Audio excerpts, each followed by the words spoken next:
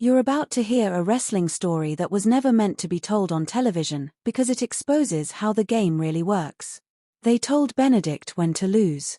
They told him who to make look strong. What they didn't plan for was the night he stopped listening.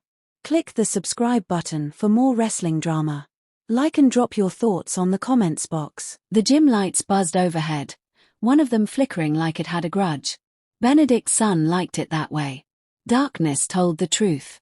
His shoulder slammed into the mat for the fourth time in a row. He rolled, exhaled through clenched teeth, and pushed back up without a sound. No trainers. No cameras.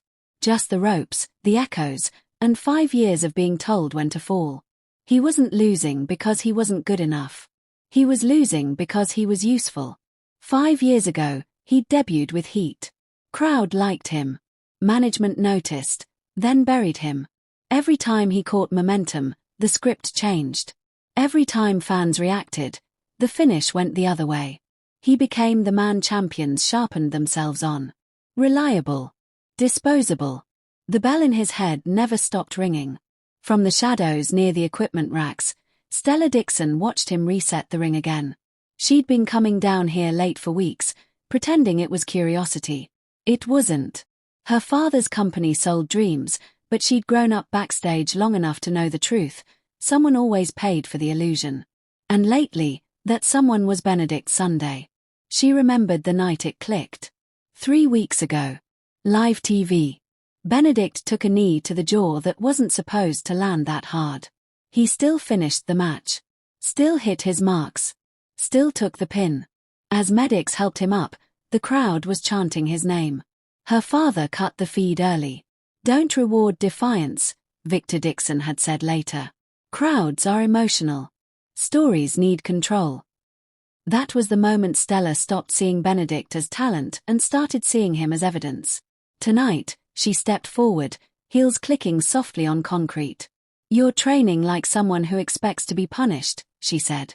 Benedict didn't turn. Then you're watching the right guy.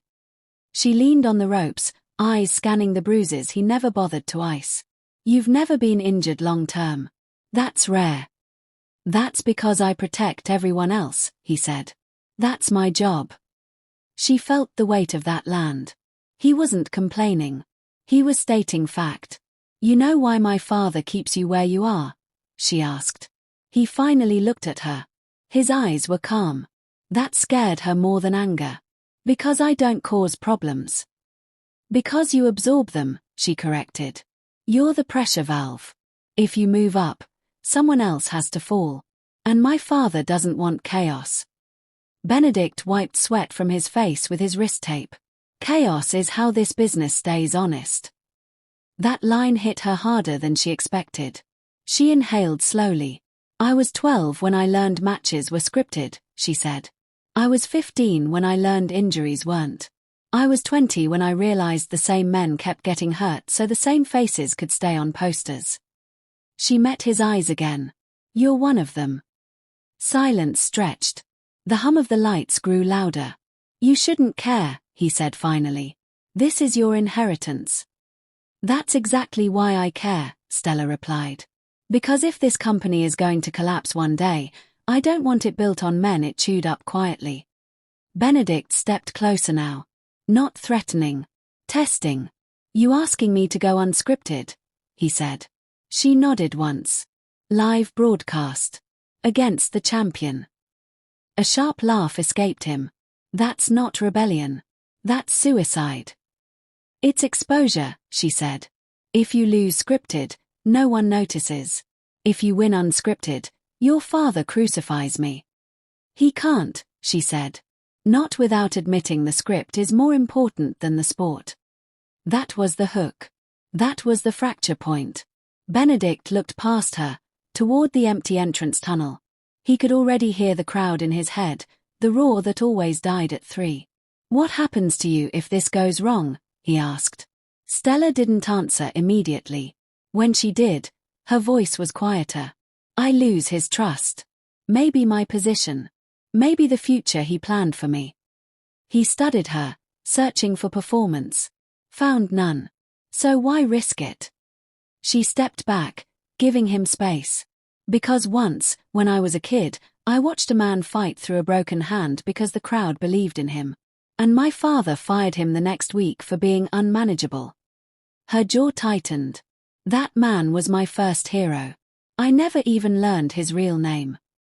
Benedict felt something cold settle in his chest. I won't promise you a title, she continued. I won't protect you from consequences. But I will make sure the world sees what they've been ignoring. The arena lights flared brighter as technicians powered up for the show. Somewhere above them, music hit. The night was starting. Benedict wrapped his fists slowly. For 5 years, he said, I've done everything right. Stella met his gaze. Then maybe it's time you do something true. He nodded once. All right, he said. But if I do this, if I break their story, there's no going back. She smiled, thin and dangerous. Good. As he walked toward the tunnel, the sound of the crowd bleeding into the hallway, Stella stayed behind, heart pounding. She wasn't backing a wrestler anymore. She was lighting a fuse. And the company had no idea how badly it needed to burn. What next? The crowd didn't know it yet, but the story was already breaking. Benedict Sun stood in gorilla position, boots planted on concrete, wrists taped tighter than usual. The champion's music hit first, thunderous, rehearsed, timed to perfection. Pyro flared. The crowd roared on cue. Predictable. Across the monitors, the reigning champion, Marcus Vale, soaked it in, arms raised, gold glinting under the lights. He was everything the company loved. Polished, safe, obedient. A man who never missed his mark and never questioned a finish. Benedict watched him without blinking. A production assistant leaned in. You're on in 30. Benedict nodded once. Behind him, Stella Dixon stood still, headset hanging loose around her neck. She hadn't told anyone what was coming. Not the agents. Not the referees. Not even the camera crew. This wasn't sabotage. This was exposure. You don't have to do this, she said quietly. Benedict didn't turn. You already flipped the switch. The curtain parted. His music hit, stripped down, heavy, unfamiliar. The reaction was immediate. Not explosive. Curious. A low rumble of recognition from a crowd that remembered him, even if the company pretended not to. As he walked out, the lights felt hotter than usual. The ramp seemed longer. Every step echoed with consequence. In the ring, Marcus Vale cocked his head, confusion flickering across his face. He leaned toward the ref. He looks fired up tonight. The ref shrugged. Just stick to the plan. The bell rang. They locked up, standard collar and elbow. The kind of opening every wrestler knew by muscle memory. Marcus took control, steering Benedict toward the corner, whispering as he did. Easy night, Marcus muttered. You eat the finish, we go home. Benedict said nothing. Marcus whipped him across the ring. Benedict hit the ropes and didn't slow down. The clothesline came in harder than rehearsed. Marcus stumbled, surprised. The crowd reacted, a sharp spike of noise, confusion turning to interest. Marcus narrowed his eyes. What the hell was that? Benedict stepped forward, breathing steady. You missed a step. They circled. Second lockup. Marcus tried to take control again, but Benedict countered, slipping behind him, wrenching the arm tighter than planned. Marcus hissed under his breath. Dial it back. Benedict didn't. He took Marcus down, clean, fast, undeniable. A wrestling takedown, textbook and violent in its simplicity.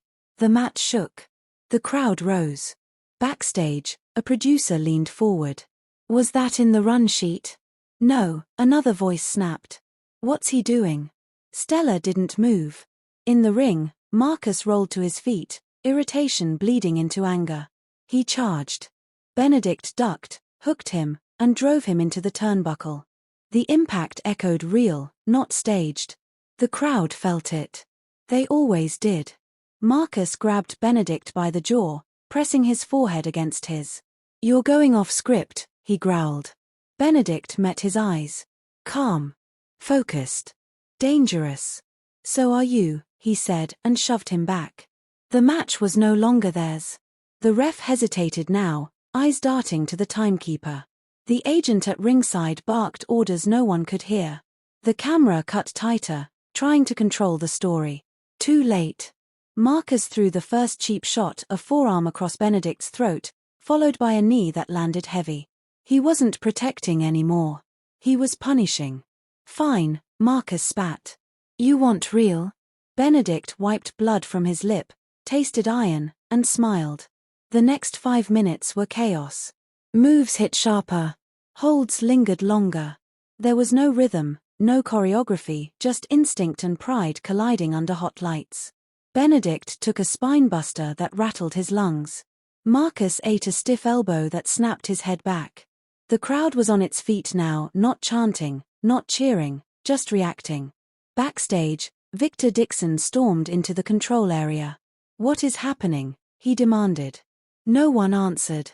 On the monitor, he watched Benedict counter a move he wasn't supposed to know was coming. He watched Marcus hesitate just a fraction too long. He watched the audience lean forward like they were smelling blood. Victor's jaw tightened. "Cut it," he said coldly. "End it now." The agent shouted toward the ring. The ref tried to signal. Marcus grabbed Benedict for the finish, the move that ended matches and careers. He lifted, and Benedict slipped out. The reversal was instinctive. Desperate. Beautiful. Benedict hit the mat, rolled through, and drove Marcus down with a move he'd never used on television. The kind you saved for moments that mattered. The building detonated. The ref froze. Time stretched. Benedict looked down at Marcus Vail, champion, chosen one, suddenly unsure, and for the first time in 5 years, he didn't wait for permission. He covered him. 1. The crowd screamed. 2. Victor Dixon shouted, "No." 3. The bell rang. For half a second, no one moved. Then the arena exploded. Benedict rolled off the champion, chest heaving, ears ringing. He stared at the lights above him, not in disbelief, not in triumph, but in quiet acceptance. This was the point of no return. Marcus sat up slowly, fury written across his face. He leaned toward Benedict, voice low and venomous. "You just made an enemy for life." Benedict pushed himself to his feet, the noise washing over him like a storm. "Good," he said. "I was tired of shadows." Backstage, Victor Dixon didn't shout. That scared Stella more than if he had. He turned to her slowly. "You did this." She met his gaze. "No," she said. He did. Victor watched the ring one last time, the crowd chanting a name they weren't supposed to chant, and for the first time, he realized something dangerous had happened. The script wasn't broken. It was exposed. And the consequences were just beginning.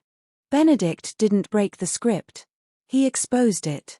And in part 2, the company shows him the price of telling the truth. Don't forget to subscribe.